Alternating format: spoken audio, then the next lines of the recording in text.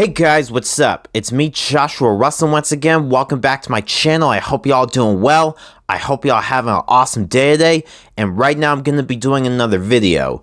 This time I'm going to be talking about whether or not I should review original games or remastered games. Now, I'm pretty sure y'all know by now that when a video game is remastered, it's been made to improve some things over the original. Remastered versions of games will have updated graphics, higher resolution, and increased frame rate, but the gameplay will stay mostly the same. Remastered versions of video games will also have the DLC and will also add new control options. Now, I've played several remastered versions of certain video games. Batman Arkham Asylum, Batman Arkham City, Marvel's Spider-Man, Uncharted Drake's Fortune, Uncharted 2 Among Thieves, Uncharted 3 Drake's Deception, Mass Effect, Mass Effect 2, Mass Effect 3, and the God of War games, specifically the first 3 games. Now, I've been going back and forth whether or not I should review the original versions of video games that I own or the remastered editions. I've decided that I'm going to review both versions. That way I'll compare both versions of the same game. I also own the original versions of several video games like The Elder Scrolls V Skyrim, The Last of Us, BioShock, Call of Duty 4 Modern Warfare, Call of Duty Modern Warfare 2, Grand Theft Auto 5, and Tomb Raider 2013. I'm going to be reviewing the original versions of all of those games because I've played those games the most. Now let's go over the differences for some of the remastered video games that I've played. First off, Batman Arkham Asylum and Batman Arkham City. The Return to Arkham remasters of both of these games have been upgraded from Unreal Engine 3 to Unreal Engine 4, bringing improved graphics, lighting, and shadow effects. Character models and textures have been more detailed, with visible suit fibers, realistic damage, and blood or dirt effects on clothing. The PS4 and Xbox One versions use a single control scheme similar to Batman Arkham Origins and Batman Arkham Knight, and the Joker's hair is darker to match his later appearances. These remasters also feature clearer cutscenes and higher frame rates, especially in Arkham City, which now has an unlocked frame rate. In Arkham Asylum, the remaster adds rain effects, new lighting, and changes the character appearances such as Batman's redesigned mouth and the Joker's altered outfit and brighter color scheme. Cutscenes have no motion blur or camera shake, and Batman's battle damage and dirt buildup are more detailed as the story progresses. Killer Croc's behavior has been slightly adjusted to make encounters more unpredictable, and environmental color tones have been shifted to grayer hues.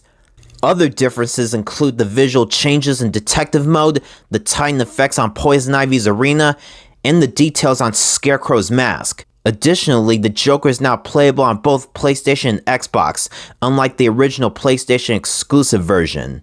In Arkham City, Batman's cape and cowl are darker and more textured, while the Joker and Batman show more visible signs of the Titan disease.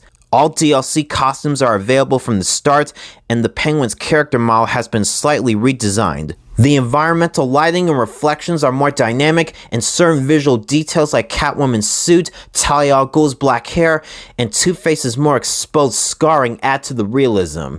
The Gotham City skyline and color palette have been altered, and minor bugs such as subtitle delays were fixed for a more smoother overall experience. Alright, now let's talk about Marvel's Spider-Man. In the remastered version, the visuals received a major upgrade. The city environment features ray-traced reflections, ambient shadows, higher fidelity textures, and more realistic character models.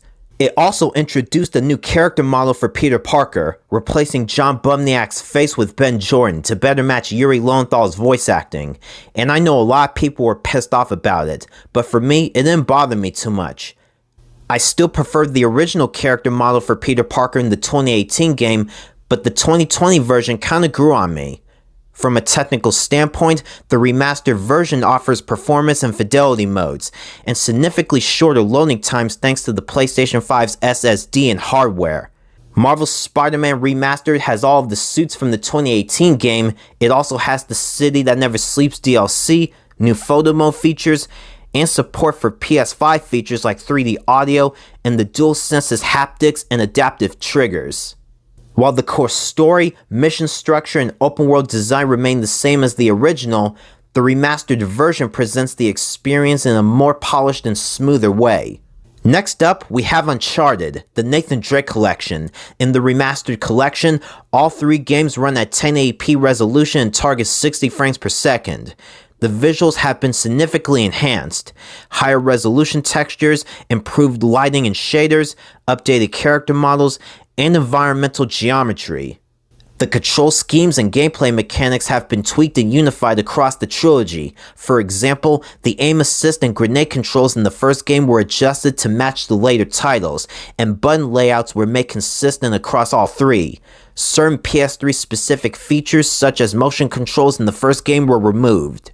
New features were added in the remaster: a photo mode, new difficulty settings, Explorer and Brutal, a chapter time trial speedrun mode, and additional trophy support. On the flip side, the multiplayer components from the original PS3 versions of Uncharted 2 and Uncharted 3 were removed from the collection, as only the single-player campaigns are included. Alright, now let's talk about Mass Effect Legendary Edition.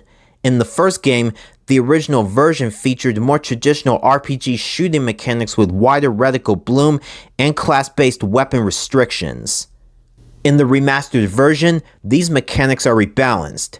Aim assist and tighter shooting feel, removal of any class-specific weapon penalties, improved vehicle handling, and better cover functionality. The gameplay across the trilogy and the remaster also benefits from unified character creation. You could carry the same look of Commander Shepard across all 3 games, and the visual presentation is upgraded to 4K with revamped textures, lighting, and character models.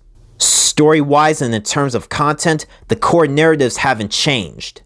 The story for all 3 games are the same, and the remastered version includes nearly all of the DLC, with the exception of one lost add-on for the first game. Additionally, technical improvements include modern PC controller support, ultra-wide display, faster loading times, and bug fixing across the board. Now there are several video games that I want to be remastered. For example, I want remastered versions of the Infamous games, Infamous and Infamous 2. I also want remastered versions of other video games like the first Assassin's Creed game, LA Noire, Mortal Kombat 2011, Batman Arkham Origins, Call of Duty Modern Warfare 3, and the Marvel Ultimate Alliance games. So in the end, I love playing both the original and remastered versions of my favorite games. Each one gives me something different. The originals have that nostalgic charm and authenticity, while the remasters bring those same worlds to life with better visuals, smoother performance, and updated features. I really enjoy seeing how different developers enhance the experience without changing the heart of what made their original games special in the first place. Whether it's Batman Arkham City, Uncharted 3, or Mass Effect 2, both versions have their own strengths, and that's what makes replaying them worth it. But no matter how good a remaster looks or feels, I'll always appreciate the originals for setting the foundation, and I can't wait to review both versions of my favorite games and compare how far they've come over the years. It's fascinating to see how gaming evolves, and revisiting these worlds is always a blast, so stay tuned for my upcoming reviews of the originals and their remastered counterparts. I hope you guys enjoyed this video. Thanks for watching. Don't forget to like, comment, and subscribe. And you can also follow me on Twitter and Instagram and like me on Facebook. Take care, and I'll see you guys later.